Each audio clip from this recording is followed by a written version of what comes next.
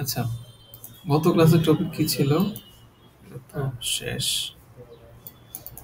আচ্ছা, not ended yet.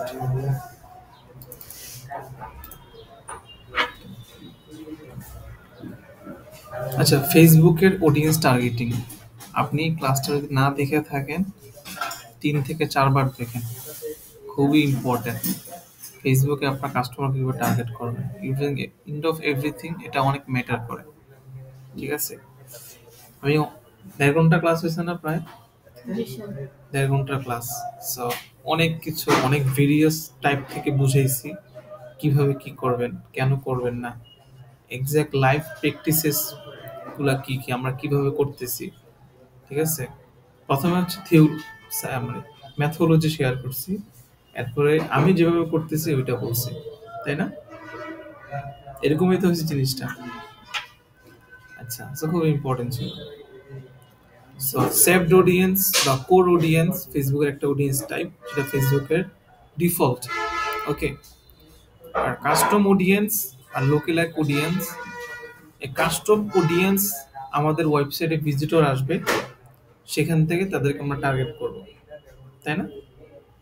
এখন custom audience create করার জন্য আমাদের ওয়েবসাইটে যারা ভিজিট করে তাদেরকে ট্র্যাক করার জন্য তাইলে আমাকে ফেসবুকের পিক্সেল সেট আপ করতে হবে।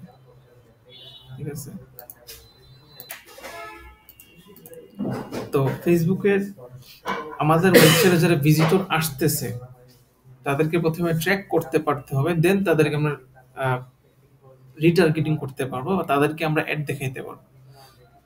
রিটার্গেটিং মানে বুঝেন? মানে শব্দের অর্থ কি?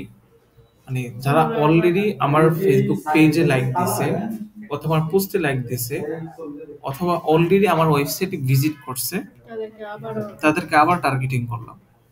ওইটাই হচ্ছে কি রিটার্গেটিং। তাহলে রিটার্গেটিং আমরা কেন করব? কজ হচ্ছে একটা নতুন মানুষ, একটা পুরাতন মানুষ, অলরেডি একটা মানুষ আমাকে চিনে, অলরেডি একটা মানুষ আমাকে চিনে না, কার কাছে বিক্রি করতে সহজ হবে? তাই না?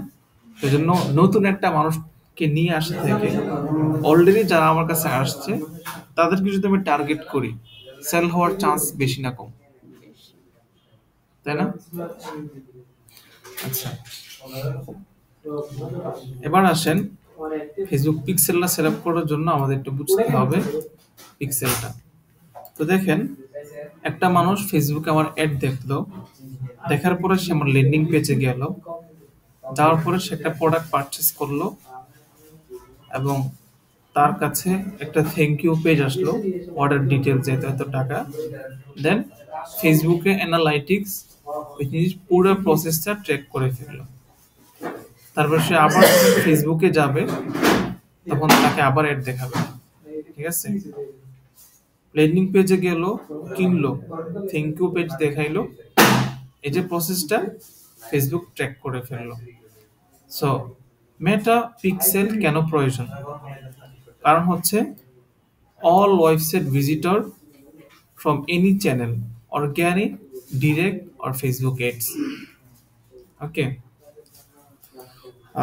আমাদের ওয়েবসাইটে যত মানুষজন আসতেছে, যে কোনো ভাবে আসতেছে, ফেসবুক অ্যাড দেখে আসুক, ফেসবুক অ্যাড ছাড়াও গুগলে সার্চ করে আসলো, অথবা আপনারা সোশ্যাল মিডিয়াতে পোস্ট করছেন, পোস্ট লিঙ্ক দিয়ে দিয়েছেন দেখে আসলো, অথবা আপনি লিঙ্ক দিয়েছেন কারণ সে ভিজিট করলো, যেভাবে আপনার ওয়েবসাইট ভিজিট করুক, আপনি তাকে ট্র্যাক করতে পারার জন্য ফেসবুক পিক্সেল সেট আপ করতে হবে।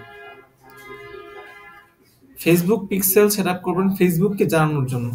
আপনি যদি গুগলকে জানাইতে চান তাহলে গুগলের আলাদা পিক্সেল আছে, সব সোশ্যাল মিডিয়া প্ল্যাটফর্মে আলাদা আলাদা ট্র্যাকিং সিস্টেম আছে। ঠিক আছে, আপনি যদি ফেসবুককে জানাইতে চান তাহলে ফেসবুকের ট্র্যাকিং সিস্টেমটা ইমপ্লিমেন্ট করতে হবে। ওকে, সো আমাদের ওয়েবসাইটে ভিজিটরগুলোকে ট্র্যাক করার জন্য আমরা কি করব? পিক্সেলটা সেট আপ করব। For creating custom audience for remarketing or retargeting, retargeting, remarketing একই কথা। তাদেরকে টার্গেট করার জন্য আমরা কাস্টমার লিস্ট ক্রিয়েট করবো। কনভার্সন, সেলস ট্র্যাকিং, আমাদের ওয়েবসাইট কত টাকা বিক্রি হইলো, ঠিক আছে, কয়টা সেল হইলো, এটা ট্রেকিং করতে পারতে হয়। সো ফেসবুকে জানতে পারতে হয় আর কি। Facebook campaign ad optimisation, Facebook ad কিভাবে অপটিমাইজ করে এটা নিয়ে কি আপনাদেরকে বলছিলাম? বলুন তো তাহলে কিভাবে। অপটিমাইজেশন, অ্যাড অপটিমাইজেশন করে। হুম, মানে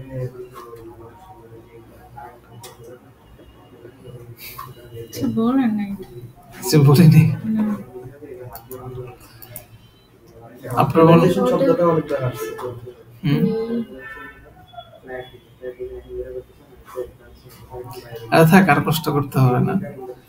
ফেসবুক ক্যাম্পেইন বা অ্যাড অপটিমাইজেশন, ফেসবুক ক্যাম্পেইনটা কিভাবে অপটিমাইজ করে। তো আমি আপনাদেরকে বলছিলাম, ধরেন ফেসবুকে যত টাইপের মানুষ আছে, ওই টাইপের মানুষগুলা ফেসবুক একটা ক্যাটাগরাইজ করে রাখে, ঠিক আছে। যত টাইপের মানুষ আছে সবাইকে একটা ক্যাটাগরি করে রাখে না, সেই টাইপের লোক, এই টাইপের লোক। আপনি যখন অ্যাড দিতেছেন, ফেসবুক কি করবে, আহ, ওই অ্যাডটাকে ক্যাটাগরি 1-এর 1000 মানুষকে শো করবে। কি করবে? category one. ক্যাটাগরি 1-এর 1000 মানুষকে শো করবে। ক্যাটাগরি 1-এর মধ্যে 5 মিলিয়ন মানুষ আছে, ওইখান থেকে 1000 মানুষকে দেখাবে। ক্যাটাগরি 2 এর মধ্যে 2 মিলিয়ন মানুষ আছে, অডিয়েন্স আছে, ওইখান থেকে সে 1000 মানুষকে দেখাবে। ক্যাটাগরি 3 এর মধ্যে 5 লক্ষ মানুষ আছে, ওইখান থেকে সে 1000 মানুষকে দেখাবে, ঠিক আছে। এখন দেখানোর পরে, এখন যেই জায়গা থেকে সবচাইতে বেশি সেল আসবে, ফেসবুক ওই টাইপের মানুষকে বা ওই টাইপের অডিয়েন্সটাকে আরো বেশি বেশি অ্যাড দেখাইতে শুরু করবে। বুঝতে পারতেছেন? সো ক্যাটাগরি 1 থেকে যদি সেল না আসে, মানে যেটা থেকে বেশি সেল আসবে, ওই ক্যাটাগরি মানুষকে বেশি অ্যাড দেখাবে। যে ক্যাটাগরি থেকে সেল আসে না, ওইটাকে আর দেখাবে না, কারণ ফেসবুক বুঝে যাবে যে তারা আসলে প্রোডাক্টটা কিনতে যাচ্ছে না বা তারা কাস্টমার না। সো এই যে প্রসেসটা ফলো হইতেছে, এটাকে বলা হচ্ছে ক্যাম্পেইন বা অ্যাড অপটিমাইজেশন। কি বলে? Ad optimization.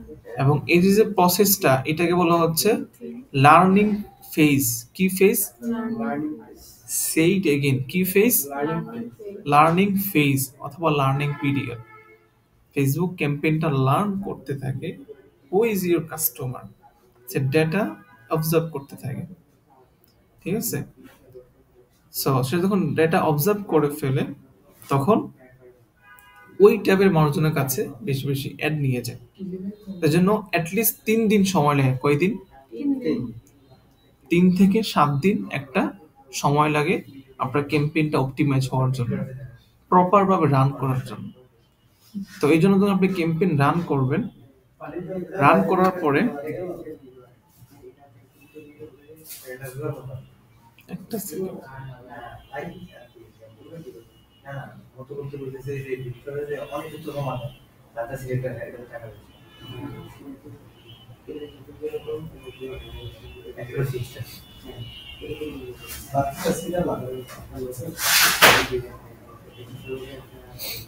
আচ্ছা।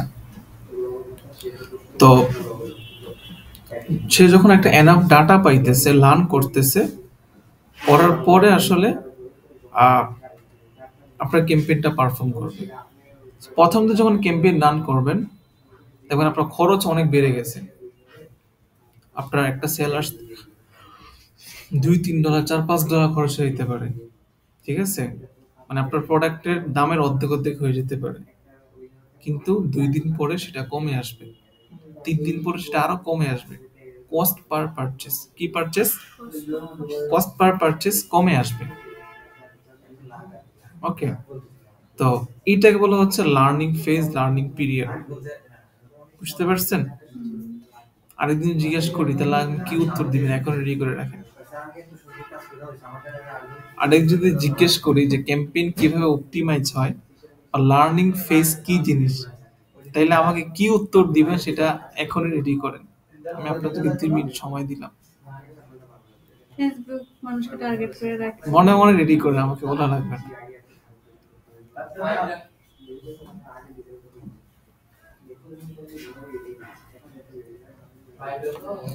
আচ্ছা, এখন দেখেন আমরা একটা কাস্টমারের জার্নি ম্যাপিং, কাস্টমার জার্নি খেয়াল করি।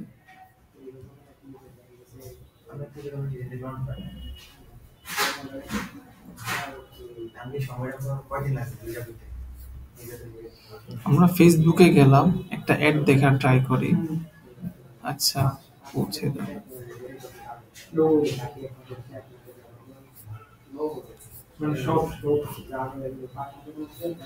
অ্যাড কি আসতেছে?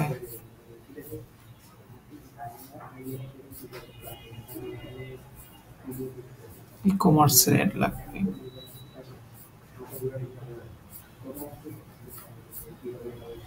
আচ্ছা, বাদ দেন।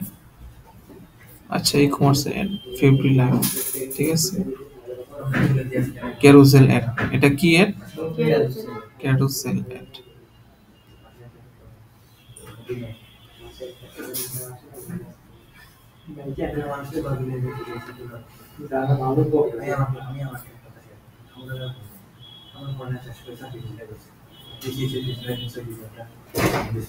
ধরেন এই প্রোডাক্টটা আমার ভালো লাগছে, আমি এটাতে ক্লিক করলাম।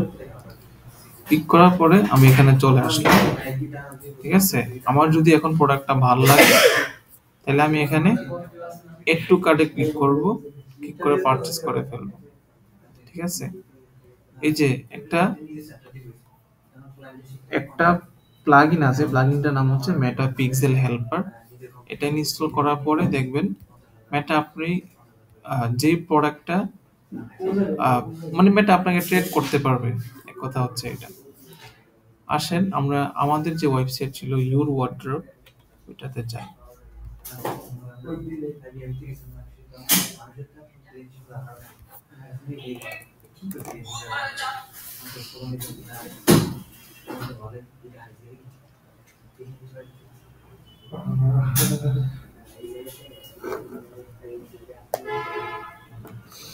আচ্ছা, ওয়েবসাইটটা চলে আসছে, অলরেডি পিক্সেল সেটআপ করা আছে। আচ্ছা, প্যারা নাই। তো দেখেন আমি যখন একটা প্রোডাক্ট পারচেজ করতে যাই, সর্বপ্রথম আমি কি করি, হোম পেজটা ভিজিট করি একটা ওয়েবসাইটে। কি করি? হোম পেজটা ভিজিট করি। তারপর যদি পুরো জিনিসটা দেখি, হ্যাঁ, কি কি প্রোডাক্ট আছে, ঠিক আছে।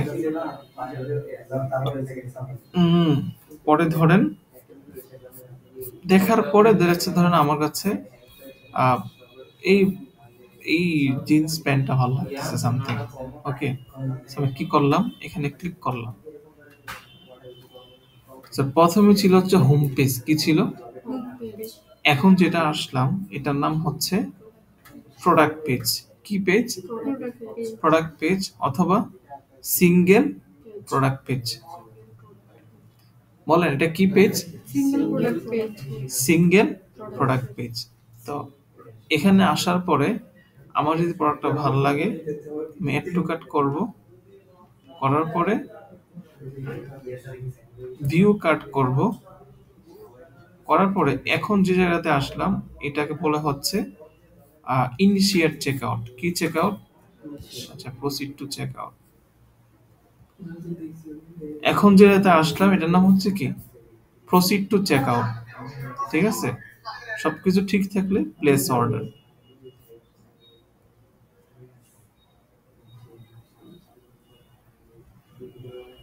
প্লেস অর্ডার ডান। আমি একটা অর্ডার প্লেস করে ফেললাম, ওকে। সর্বপ্রথম কি করলাম, হোম পেজে আসলাম, একটা প্রোডাক্ট দেখলাম, এড টু কার্ট করলাম, দেন হচ্ছে পারচেজ করলাম, ঠিক আছে। কি এক্সস্টেড লাগতেছে? মোবাইল চালাইতেছেন কি? একটু স্লো সাউন্ড অফ করেন। আচ্ছা, তো ধরেন এই যে 4টা স্টেজ, হ্যাঁ। সো এই 4টা স্টেজ একটা কাস্টমার জার্নি বা একটা ওয়েবসাইটের সাথে একটা কাস্টমারের বিহেভিয়ারটা এরকমই হয়। হোম পেজে গেলাম, প্রোডাক্ট ভালো লাগলো, ঠিক আছে, এরপর পারচেস করে ফেললাম। সেটা এক একটা কিন্তু একটা স্টেপ, এক একটা কি এক একটা স্টেপ। হোম পেজ ভিউ করলাম, সিঙ্গেল প্রোডাক্ট পেজ ভিউ করলাম, অ্যাড টু কার্ট করলাম, ইনিশিয়েট চেকআউটে গিয়ে আমার নাম ধাম ইনফরমেশন দিলাম, দেন প্লেস অর্ডার ক্লিক করলে সাকসেসফুলি প্রোডাক্টটা পারচেস করলাম। কয়টা স্টেপ হইল? চারটা, 5টা স্টেজ। পাঁচটা home page view, single product page view, add to cart, initiate checkout, then purchase. কয়টা স্টেপ? পাঁচটা এই যে 5টা স্টেজ, এই 5টা স্টেজ হচ্ছে 5টা ইভেন্ট। 5টা কি পাঁচটা ইভেন্ট? ইভেন্ট মানে 5টা ঘটনা। 5টা কি ঘটনা?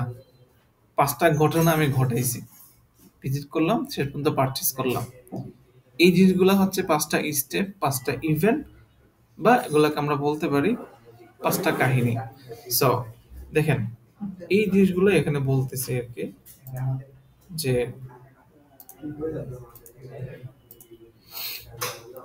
ফেসবুকের 5টা স্ট্যান্ডার্ড ইভেন্ট আছে। কি ইভেন্ট?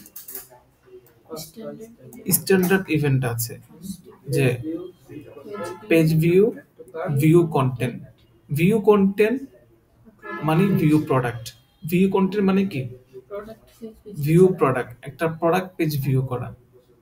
ওকে, কন্টেন্ট মানে প্রোডাক্ট, মানে ফেসবুকের ভাষায় ওরা প্রোডাক্টকে কি বলে? কন্টেন্ট বলে। আর গুগল বলে কি? গুগল গুগল বলে হচ্ছে আইটেম। গুগল কি বলে? আইটেম। আইটেম মানে প্রোডাক্ট। দিন শেষে ফেসবুক বলে কন্টেন্ট, গুগল বলে আইটেম, জিনিসটা প্রোডাক্ট। ঠিক আছে? সো আইটেম মানে প্রোডাক্ট, গুগল বলে ভিউ আইটেম। কি আইটেম? View item. আচ্ছা, তো এরপর আমি কি করলাম? অ্যাড টু কার্ট করলাম, এটাও একটা ইভেন্ট। Initiate checkout, purchase. এই যে এক একটা স্টেপ, এক একটা ইভেন্ট, এক একটা ঘটনা, এগুলো আমাদেরকে ট্র্যাক করতে পারতে হবে। কি করতে পারতে হবে? ট্র্যাক করতে পারতে হবে। সো ট্র্যাক করার জন্য আমাদেরকে ট্র্যাকিং সেটআপ করতে হবে। কি সেটআপ করতে হবে? ট্র্যাকিং সেটআপ করতে হবে। ঠিক আছে? আরো কিছু ইভেন্ট আছে, লেটস সে বাটন ক্লিক। হ্যাঁ, আমি ওয়েবসাইটে গিয়ে বাটনে ক্লিক করি, অথবা টাইম অন পেজ, আমি কতক্ষণ টাইম স্পেন্ড করলাম একটা ওয়েবসাইটে গিয়ে, ওইটাও ট্র্যাক করা যায়। এগুলো হচ্ছে time on spending on page. এখন আসেন, এই জিনিসগুলো সেট আপ করতে গেলে, সেট আপ করলে আমাদের কি হবে আমি আরেকটু বুঝাই জিনিসটা। আচ্ছা, দেখেন, একটা মানুষ আমার প্রোডাক্ট পেজ ভিউ করলো।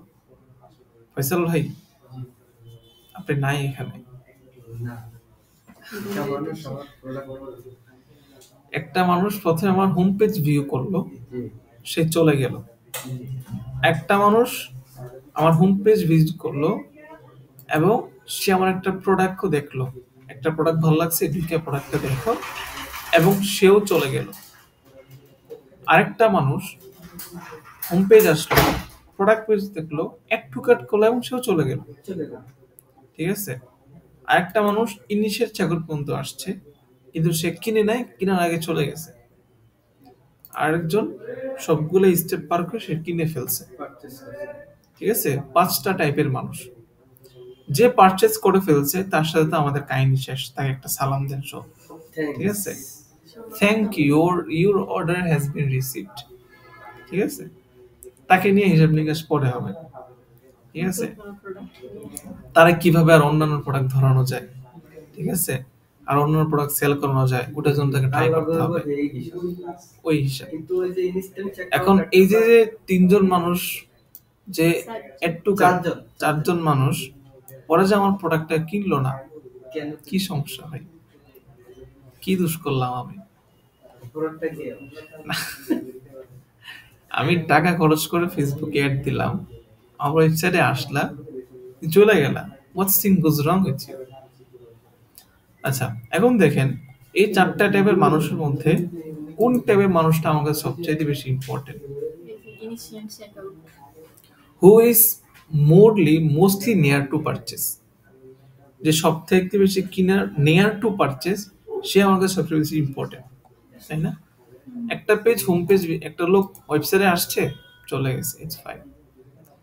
একটা পেজ ভিউ কন্টেন্ট দেখলো, মানে প্রোডাক্ট পেজটা ভিউ করলো, সিঙ্গেল প্রোডাক্ট পেজ, তার ভালো লাগছে বিদেশে দেখছে, না ভালো লাগছে সে দেখতো, দেখে নেই। আর একটা মানুষ, সে এড টু কাট করছে, এড টু কাট করছে, দ্যাট মিন কি, সে রিয়েলি ইন্টারেস্টেড ইন ইট, ঠিক আছে? সে কিনতে চাইছে, তার কাছে কি নাই, টাকা নাই। টাকা নাই, বা সামথিং হোয়াট হ্যাপেন, বা সে ভাবতেছে পরে কিনবে, তো সে রিয়েলি ইন্টারেস্টেড ইন ইট, কিন্তু সে কিনে নেই। সো ইনিশিয়েট চেকআউটটা আর অ্যাকাউন্ট অ্যাড টু কার্ট ওই একই পার্সন, ঠিক আছে? একজনকে ট্যাগ করলে দুজনকে হয়ে যেতেছে, আর অ্যাড টু কার্ট করার ছাড়া তো ইনিশিয়েট চেকআউট হবে না, ঠিক আছে? এখন কথা হচ্ছে, এখন আমরা যদি রিটার্গেটিং করি, যে লোকটা অলরেডি অ্যাড টু কার্ট করছে, আমার প্রোডাক্টটা কিনতে ইন্টারেস্টেড, এই জন্য সে অ্যাড টু কার্ট করছে। অ্যাড টু কার্ট মানে কি বুঝেন? কার্ট মানে কি বুঝেন? হ্যাঁ, অনেকে বলে এড টু, না, অনেকে বলে এড টু কার্ট, অনেকে বলে এড টু শপিং ব্যাগ, মানে সুপার শপের সামনে যে গাড়িগুলো থাকে ওগুলোকে কার্ট বলে, বা ব্যাগ নিয়ে গেছে সে কিনে না, ওগুলোকে কার্ট বলে। ব্যাগ আসছে, গাড়ি পর্যন্ত ওইটা পর্যন্ত দূরছে, কিন্তু কিনতে পারে না। মানে সে কি করলো, প্রোডাক্ট গুলো ঢুকাইলো, ঢুকাইয়ে আবার রেখে দিল, সামথিং লাইক, ঠিক আছে? মানে একটা মানুষ যখন একটা প্রোডাক্ট কার্টের মধ্যে নিতেছে, মানে ভালো লাগছে, আমি তার প্রয়োজন ছিল জিনিসটা, definitely say more near to purchase, ঠিক আছে? তোমরা কি সমস্যা ভাই, একটু করে চলে গেল কেন? সো এখন আপনি যদি তাকে রিটার্গেটিং করেন, তার কেনার চান্সটা অনেক বেশি। এখন রিটার্গেটিং আপনি দুইটা ওয়েতে করতে পারেন। একটা হচ্ছে আপনি তাকে যে কোনো প্রোডাক্ট দেখাইতে পারেন, যে ভাই এই প্রোডাক্টটা দেখাও, ভালো লাগে কিনা, এই প্রোডাক্টটা দেখো, ভালো লাগে কিনা। কিন্তু সে যেই প্রোডাক্টটা একটু কাট করছে, আপনি তাকে ওই প্রোডাক্টটাই দেখান, ঠিক আছে? তাহলে কেনার চান্স বেশি না কম? এখন সে সারাদিন যেখানেই যায় ওই প্রোডাক্টটাই দেখে, সে রিলস দেখতেছে, নিচে ছোট্ট করে দেখা যায়, সে ফিড স্ক্রল করতেছে, এই প্রোডাক্টটাই আসছে। আপনাদেরকে দেখাই, আমি যে প্রোডাক্টটা কইছেন, মানে আমার সামনে যে প্রোডাক্টটা আসছিল ফেব্রি লাইফের, এই প্রোডাক্টটা আমি এড টু কাট করে আসছিলাম, আমি জানি আমাকে এরপরে এড দেখাবে, ঠিক আছে? সো ঠিকই লাস্ট 3-4 দিন আমাকে সারাদিন এই দেখে আমার সামনে, এইটাই দেখায় ওই টি শার্টটাই, ঠিক আছে? সো এইটাকে বলা হচ্ছে রিটার্গেটিং। আপনি যে কোনো একটা প্রোডাক্ট দেখাইলেন, ওইটা রিটার্গেটিং, কিন্তু যে প্রোডাক্টে একটু কাট করে আসছে, I am saying that again, যে প্রোডাক্টে একটু কাট করে আসছে, আপনি যদি তাকে ওই প্রোডাক্টটাই দেখান, তাহলে ওইটা হবে ডাইনামিক রিটার্গেটিং। কি? Dynamic retargeting. It's a powerful of secret weapon of e-commerce marketing. ঠিক আছে? খুবই ইন্টারেস্টিং একটা জিনিস, এবং এটাতে ROI, ROS, QS, ROAS, ROS বা ROAS অনেক হাই থাকে। ডাইনামিক রিটার্ন কি থাকে? ROAS অনেক বেশি থাকে। ROS মানে কি বলেন তো এবার? ROAS, return on ad spend. ROS আপনি বলেন তো? Return on ad spend. Sure আপনি? জি স্যার। আপনি বলেন তো? মানে ওরা যে বলছে ওইটাই বলেন না, ওইটাই। রিটার্ন অন সন্দেহ হচ্ছে রিটার্ন অন অ্যাড স্পেন্ড, যত টাকা খরচ করতেছেন কত টাকা পাইতেছেন, তো রিটার্নটা অনেক বেশি থাকে। আর ROI মানে ROI, return on investment. Mean what? মানে আমি ইনভেস্ট করলাম, আমার রিটার্ন আসতে হবে না? মানে ROS এন্ড ROI এর মধ্যে পার্থক্যটা কোথায়? ROS এন্ড ROI এর মধ্যে পার্থক্য কোথায়? মানে ROS এর মধ্যে আমার শুধু অ্যাড থেকে কত টাকা আসতেছে, অ্যাড থেকে কত টাকা ইয়েস এক্স্যাক্টলি কিন্তু আরওআই এর মধ্যে আমি টোটাল কত টাকা ইনভেস্ট করলাম, ইনভেস্ট করলাম কত টাকা ওইটার কত টাকা রিটার্ন আসলো। রিটার্ন আসছে দ্যাটস আমি যখন ফেসবুকে অ্যাড দিতেছি, আমার যদি 100 টাকা সেল হয়, 10 টাকা খরচ করে, ওই 100 টাকা তো আমার লাভ না। ওখানে অনেক প্রোডাকশন কস্ট আছে, এটার কস্ট আছে, কস্ট মানে কি বলে, অ্যাসেট ম্যানেজমেন্ট কস্ট আছে, এমপ্লয়ি খরচ আছে, তারপর আমার কাছে এটা থাকবে প্রফিট। ওইটাই হচ্ছে ROI, return on investment. So আরওএসটাই ধরেন, আরওএসটা অনেক হাই থাকে, ঠিক আছে। আপনি রকমারিতে যা একটা প্রোডাক্ট একটু কাট করে চলে আসেন, তখন আপনাকে সারাদিন এই বইটাই দেখাবে। দারাজও সেম। সো আলিবাবা, এটা সবাই করবে, এটা মাস্ট, ই কমার্স এটা আপনাকে করতেই হবে। রিটার্গেটিং হচ্ছে আপনি যে কোনো প্রোডাক্ট দেখাইতে পারেন, আর ডাইনামিক রিটার্গেটিং মানে হচ্ছে যে যেটা একটু কাট করে আসছে, যে যে প্রোডাক্টটাতে ইন্টারেস্ট দেখায় আসছে, যে যে প্রোডাক্টটা ভিউ করে আসছে, তাকে ওইটাই দেখাবে, ঠিক আছে। এবং এখান থেকে কনফার্ম সেল আসবে হুম, সেল জিনিসটা কখনো কনফার্ম করে বলা যায় না, মানে না বাট একজন মানুষ I can guarantee you that যে এখানে সেল আসবে, আসতে পারে। করা মানে কি হ্যাঁ গ্যারান্টেড সেল আসে এখান থেকে, ঠিক আছে, ডেফিনেটলি সেল আসে। কারণ দেখা একটু কাট করা এগুলোই কিন্তু মানুষ আসলে ইয়ে না করলে ইন্টারেস্টেড না হলে হয় না এটা আচ্ছা, এবার আসেন তাহলে আমরা ফেসবুক পিক্সেলটা কি, কেন প্রয়োজন, এটা জানলাম তো। এখন তাহলে আসেন কিভাবে সেট আপ করবে। জি একটা জিনিসের তো 3টা পার্ট, কি, কেন, কিভাবে, ঠিক আছে না। ইন্ট্রোডাকশন, পরে হচ্ছে পরিচিতি, পরে হচ্ছে প্রসেস, যেটাই হোক, কি, কেন, কিভাবে। কি, কেন, কিভাবে একটা ইউটিউব চ্যানেল আছে, দেখছেন আপনারা, 2 মিলিয়ন সাবস্ক্রাইবার সামথিং, ওরা অনেক ভালো ভিডিও বানায়। আচ্ছা, তো দেখেন এখন আমরা যদি এগুলা সেট আপ করতে যাই, তাহলে দেখেন নিচে অনেকগুলা কোড আছে। এই কোড ফোড দেখে আপনাদের ভয় পাওয়া যাবে না, ঠিক আছে। সেটাকে মুখস্থ করতে হবে। হ্যাঁ, মুখস্থ করতে হবে। আমি কি জিজ্ঞেস করছি আপনাকে, আমি কি বলছি আপনাকে, না বলার আগে আজ করুন কেন। অনেক কোড ফোড দেখতেছেন, ঠিক আছে, আপনাদের টেনশন করার কোনো কারণ নাই, খুবই সিম্পল জিনিস, ঠিক আছে। দেখেন ওয়েবসাইট, আমরা যদি ফেসবুক থেকে ডেটা ট্র্যাক করতে চাই, তাহলে ফেসবুকের সাথে আমাদের ওয়েবসাইটে একটা কানেকশন বিল্ড আপ করতে হবে। কি করতে হবে? কানেকশন বিল্ড আপ করতে হবে আচ্ছা, একটু আগে যে আমি উদাহরণগুলো দিতেছিলাম, আপনারা কিন্তু ভিডিও দেখছিলেন অত কাছে, আপনি মানে আমি যে এক্সট্রা একটা ভিডিও দিচ্ছিলাম ওটা দেখছিলেন? 17 মিনিটের একটা ভিডিও ছিল, আমি ওটা দেখছি। ওইটা তো হচ্ছে ওয়েবসাইট মেক করা, এটা ছাড়া তার একটা ছিল, দেখছেন দুইটাই দেখছেন। আপনি কয়টা দেখছেন? ওয়েবসাইটের এটা দেখছি, আর ভিডিওটা ক্লাসের ভিডিও দেখছি। ওয়েবসাইট ক্রিয়েট করছেন তাহলে? শিওর না, আপনি ক্রিয়েট করছেন ওয়েবসাইট? আমি ক্রিয়েট করি নাই বাট আমি আবার ক্লাস থেকে আর একটু ক্লিয়ার হয়ে তারপর ক্লাসেরটা দেখছি। আচ্ছা, ক্রিয়েট করে ফেলেন। গুগল থেকে জিটিএমএল সো দেখেন, স্টার্ট করা introducing Google tag manager. Okay, Google tag manager কি জিনিস, এটা কেন প্রয়োজন আমরা বুঝি।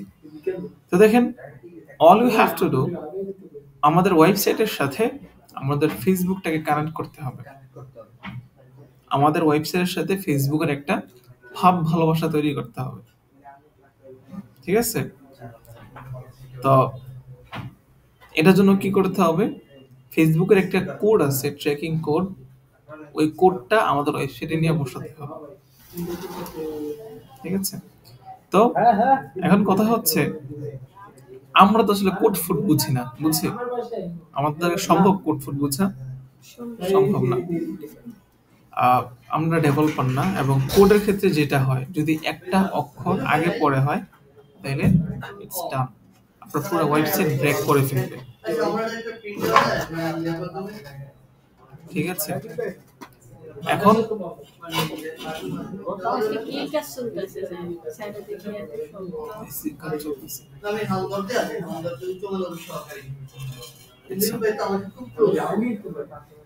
আমাদের বাসায় তো কারেন্ট আছে। আচ্ছা, তো দেখেন এখন এই সেটআপটা, এই যে কোডিং ফুডিং, এতগুলা কোডিং যদি আমরা আমাদের ওয়েবসাইটে বসাইতে চাই, আমাদের ওয়েবসাইটটা ভারী হয়ে যাবে। কি হয়ে যাবে? ভারী হয়ে যাবে, এবং আমাদের এতগুলা কোডিং বসানো সম্ভব না। তাহলে আমরা কি করি? আমরা একটা ইউনিভার্সাল সলিউশন ব্যবহার করি। কি করি? ইউনিভার্সাল সলিউশন, যে আমরা গুগল ট্যাগ ম্যানেজারের মাধ্যমে আমরা এই সমস্যাটার সমাধান করি।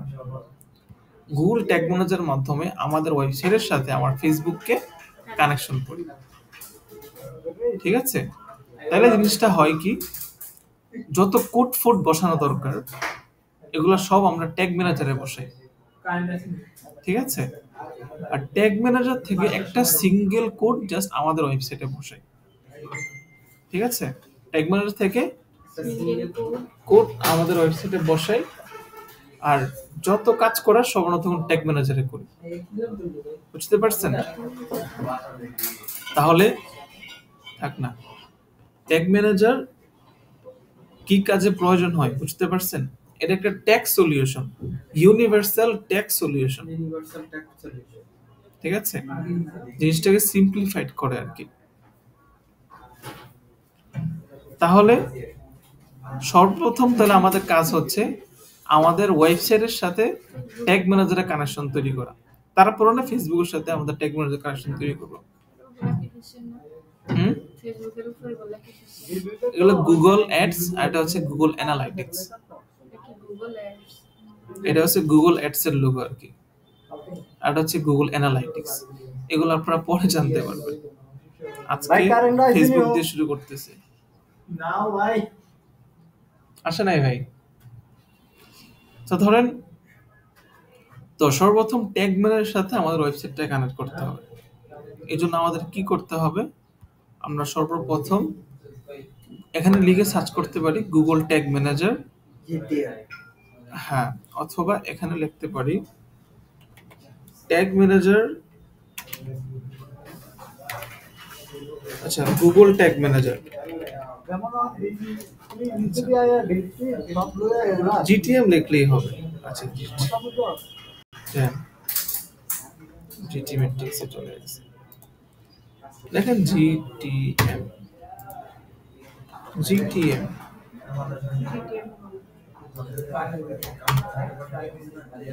জিটিএম যখন লিখলাম তখন চলে আসছে গুগল ট্যাগ ম্যানেজার। ফার্স্ট যে লিঙ্কটা জিটিএম অথবা গুগল ট্যাগ ম্যানেজার, যেটাই লিখেন লিঙ্কটা চলে আসবে।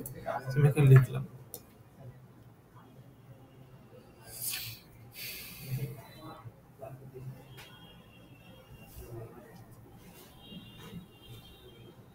আচ্ছা, এখানে দেখেন অনেকগুলো জিটিএম অ্যাকাউন্ট ক্রিয়েট করা আছে। আমি কি করি, নতুন করে একটা জিটিএম ট্যাগ করি। আচ্ছা, চল আমরা জিটিএম এ আমার এখানে সরাসরি চলে আসছে, আপনাদের এখানে হচ্ছে অ্যাকাউন্টটা, আপনাদের এখানে জিমেল অ্যাকাউন্ট থাকে না, জিমেল অ্যাকাউন্টটা দিতে বলবে আর কি, যে কোনো একটা দিয়ে আপনারা লগইন করে দিবেন। ওকে, তো সর্বপ্রথম আমরা ক্রিয়েট অ্যাকাউন্টে ক্লিক করলাম। ক্লিক করার পরে বলতেছে অ্যাকাউন্টের নাম দেয়। সো আপনাদের ব্যাচ যেহেতু 14, আমি দিলাম ব্যাচ 14 নাম। কান্ট্রি, যে কান্ট্রি বিজনেস ওই কান্ট্রির নাম দিবেন। সো বাংলাদেশ। কামে ঠিক না, কিন্তু নামে শুরু করে। আচ্ছা, বাদ দেন। শেয়ার দ্যাট অটোমেটিকলি, এটা চিকমার্ক দিয়ে রাখেন, প্রবলেম নেই। আচ্ছা, তারপর হচ্ছে কন্টেইনার নেম। ঠিক আছে, হ্যাঁ, কন্টেইনার নেম মানে হচ্ছে ট্যাগ ম্যানেজার একটা অ্যাকাউন্ট। কিসের লাইন? আচ্ছা, তো একটা গুগল ট্যাগ ম্যানেজার অ্যাকাউন্টের মধ্যে আরো অনেকগুলা কন্টেইনার ক্রিয়েট করা যায়। কি করা যায়? কন্টেইনার ক্রিয়েট করা যায়, আর আমাদের কাজটা হবে মূলত কন্টেইনার নিয়ে। একটা বিজনেস ম্যানেজার আন্ডারে অনেকগুলো অ্যাড অ্যাকাউন্ট ক্রিয়েট করা যায় না? যায় তো। একটা ফেসবুক অ্যাকাউন্টে অনেকগুলো প্রোফাইল ক্রিয়েট, মানে অনেকগুলো পেজ ক্রিয়েট করা যায় না? সো গুগল ট্যাগ ম্যানেজার একটা অ্যাকাউন্ট। আচ্ছা, গুগল ট্যাগ ম্যানেজার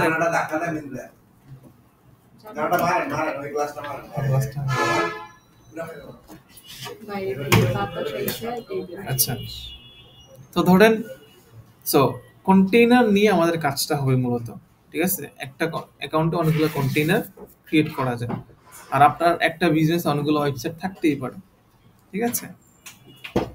তা আমি এখানে কন্টেইনার নাম কি দিব? আমার ওয়েবসাইটের নাম দিব যে ইউর ওয়ার্ড্রপ।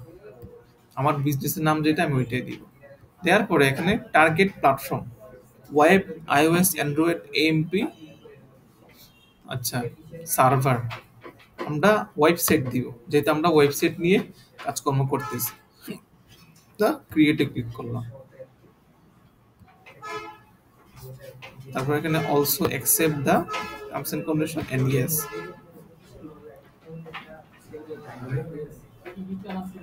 লোড নিতেছে, অ্যাকাউন্টটা ক্রিয়েট হয়ে যাবে। দেখেন আমাদেরকে একটা কোড দিতেছে,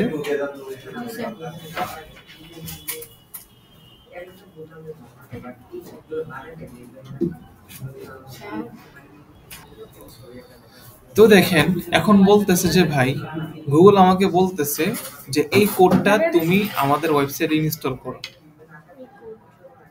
তুমি তোমার ওয়েবসাইটে ইনস্টল করো, তাহলে ট্যাগ ম্যানেজারের সাথে তোমার ওয়েবসাইটটা কানেক্ট হয়ে যাবে।